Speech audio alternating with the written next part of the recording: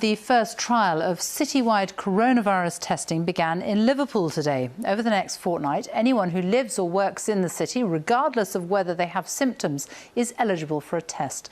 The pilot aims to see how widespread the virus is, and it's hoped it could lead to mass testing in other towns and cities. Our health correspondent Dominic Hughes has spent the day in Liverpool. Is this the way out of Liverpool's COVID dilemma? Mass testing has begun in the city that's seen some of the highest infection rates in the UK. It's a bit of an inconvenience, but at the end of the day, if that means you can spend your Christmas with your grandparents, why wouldn't you? You haven't got any symptoms, right? No, asymptomatic. It's just because I feel like the more people get tested, the sooner we can get out of this, get over with and try and get back to normality, really. Already a significant queue is built up here at one of the testing centres in Liverpool. None of these people have any symptoms. Many of them haven't even been tested before. But that's the point of this pilot, to try and identify people who are asymptomatic, who don't have any symptoms and yet still may be infectious. The latest data shows that infections across the UK are still rising, but the rate of increase has slowed. And while this pilot may only last 10 days, a shorter trial than was expected, officials believe it will deliver valuable lessons for other towns and cities. It is absolutely essential in rolling out testing for the future across the whole country, and in the absence of a vaccine, until we've got a vaccine, we have to live with COVID. COVID hasn't gone anywhere. We have to live with COVID. So having that mass testing approach where communities understand where the virus is, who's got it and what they need to do will be incredibly helpful for helping us all live with COVID. 2,000 members of the armed forces are supporting the Liverpool pilot. Some residents will get a faster procedure known as a lateral flow test that can give results in around 20 minutes. A positive result by this method will be double-checked with a regular swab test. And this approach, testing entire cities, has helped other countries to curb infections. But community support is vital. We need buy-in by the population. The population need to have trust in the government and local government that this is going to work, that the sacrifice they're going to make in going for testing and the time it takes will be worth it, that there is a value in doing this. The logistical challenge of repeatedly testing nearly 500,000 people is formidable. There were some long queues today, but more test centres are opening tomorrow. The real value of the pilot, though, will only become clear over the next few weeks. Dominic Hughes, BBC News, Liverpool.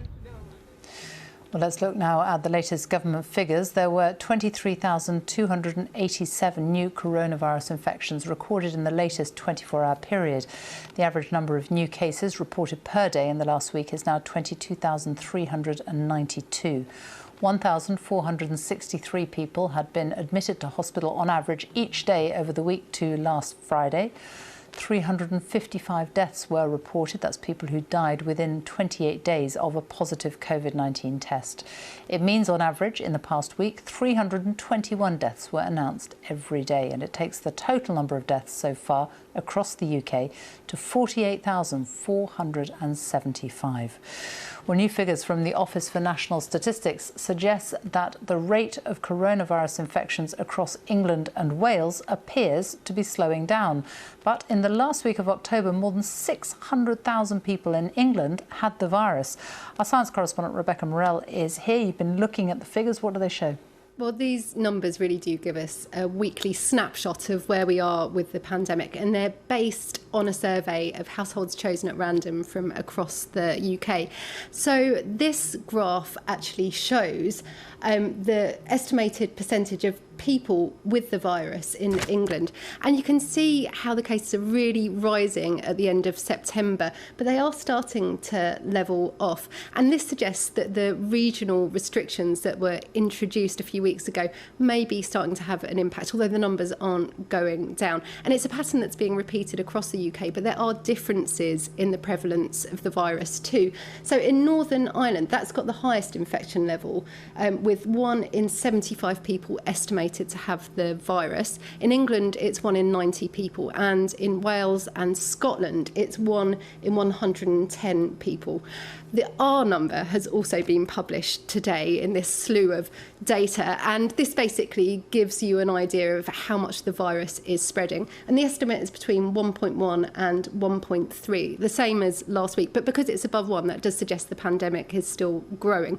Now, we have got tougher restrictions, you know, the lockdown in England. But the issue is, if you want to get cases down quickly, you really need to get that R number well below 1. And the question is, with places like schools and universities open at the moment, whether these measures will really do that. Rebecca, thank you.